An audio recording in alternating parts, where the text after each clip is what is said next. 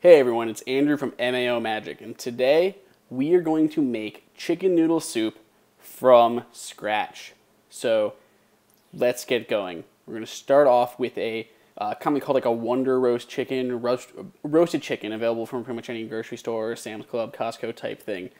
We have one here from Earth Fare. We're going to go ahead and break this down. So some people don't remove the skin, some people do. I prefer to remove the skin because it takes out a lot of the fat content, and you don't have to like chill the soup, remove the fat from the top, and then reheat. So for me, I remove the skin first. It's also best to break down the chicken while it's hot, because while it is still warm, the kind of fat and stuff is soft, and it makes it really easy to break the chicken apart. So break the chicken apart into bones, meat for the soup, and then anything to discard, like the chicken, stuff like that. We're going to use the bones for the stock, which we're going to make right now. So here we have my large, like a 6 or 8 quart pasta pot, and we're going to keep the strainer in. We're going to crank that up to a little over medium heat here, and we're going to get that boiling. We're also going to go ahead and add all of those bones and anything extra like that that we're going to use to flavor our stock. So we're going to grab some celery to go in with our bones as well in the soup in the end. So we're going to go ahead and rinse these off real quick, get any dirt off of them. We're going to go ahead and cut them up pretty coarsely, not anything fancy. These are literally just going to get boiled away. So we're going to cut off any bad or gross looking parts, anything like that. But basically we're just going to cut them into a few pieces, throw them in a bowl, we'll drop them into the stock. We're also going to do some carrots. Some people don't peel their carrots when they're going to make stock. I just go ahead and peel them anyway. I don't see why not. It takes me 2 seconds here, or I guess 2 seconds if I fast forward everything. But just a minute or so just to peel them real quick, cut off the ends, anything that I'm just going to go ahead and discard. Just get rid of all that, cut off the tops just because you don't really have to, but I'm going to go ahead and cut them off anyway. Cut them up in some big chunks. Basically, these are going to help flavor our stock along with some of the herbs and the bones and stuff like that. The carcass of the chicken. You can discard those, drop all of our vegetables in here. You can also quarter up some onion. A lot of people like to put onion in their stock. I'm not a fan, so today I'm just going to use celery as well as some spices and stuff, but feel free to add onion for your stock. So go ahead and you do that the same, peel it, quarter it, throw it in the pot with everything else. We're going to throw in a couple bay leaves here. We're going to use 2 or so because this is a large pot of stock. If you're doing something small, you don't necessarily need like 3 of them. Now that's going to go ahead and cook for a few hours. So while that is boiling away and kind of reducing down, let's go ahead and get everything else ready. So we're going to go ahead and grab some more of that celery. Again, we were rinsing it off. We're going to cut off the ends, cut off the heads, everything like that. Then we're going to go ahead and cut up into whatever size pieces you would like in your soup. I don't really mind size too much. I kind of like the hardiness of the chunks of chicken and vegetables and stuff in there. So I leave relatively large pieces. If it's for kids or something like that, maybe dicing them really small would be a better choice. But again, it is your call, and I like a lot of vegetables, so we're going to put a lot of this stuff in there. So again, we're going to do the same thing with the carrots. Rinse them off, peel them super fast with the magic of editing. It only takes a second.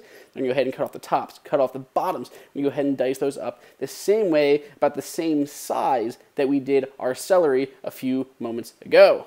Again, we're going to chop these up. Nothing fancy here. Not any super eccentric knife skills. Just whatever you'd like. I'm using my Santoku knife here, which is kind of my all-purpose utility knife. It's great for cutting vegetables because of those, the mark on the side allows stuff to not stick as much. But again, we're going to go ahead and chop all these up. And yes, there's a lot of vegetables, but remember, this is a big pot, and we're going for a very hearty soup. Maybe not as much broth, so it's not watery. This is a very filling, good soup. And as you can see, our water's been going for a while now, and the water's starting to get a little bit low because of all that steam coming off there. You can cover it and trap that in there, but I like to kind of watch and make sure what's going on. So we're just going to, as the water starts to get low, I'm going to go ahead and add more water to it. We're just going to keep letting that cook. I usually cook mine depending on what's going on. I like to cook it for as long as possible you don't want to do too long, 12 hours, no, too long. You're going to start to make it a little bit bitter.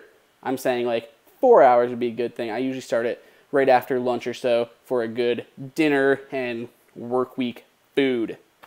So let's go ahead and get our chicken prepared as well, and all we're doing is kind of tearing it up. Tear it or cut it depending on your preferences. If you like those sharp kind of pieces of chicken cut up into little cubes, go for that. If you're like me, I kind of like the shredded kind of chicken look, so I just make it coarse and I like a little bit larger pieces of chicken because again, I like hearty soup. Now, this has been going all day, so our stock should be amazing. So we're going to go ahead and take out everything like that, and because we use that strainer, it made it super simple just to lift up and pull all of the carcass and vegetables right out of there. Super easy. Let's go ahead and add all of our other soup ingredients. We have our wonderful vegetables, our carrots and our celery. Again, you can put onions in here, diced up onions. I don't prefer onions in my soup, so we're going to stick with those. Then we're going to drop in our chicken. We're also going to add plenty of herbs and spices. These are the ones that I'm going to be using, as well as some fresh garlic. But again, it is up to you. You can choose whatever vegetables, or not vegetables, I guess vegetables, but any spices that you'd like to use. So, you know, thyme, oregano, parsley, a little bit of garlic, salt, some crushed red pepper is a favorite of mine.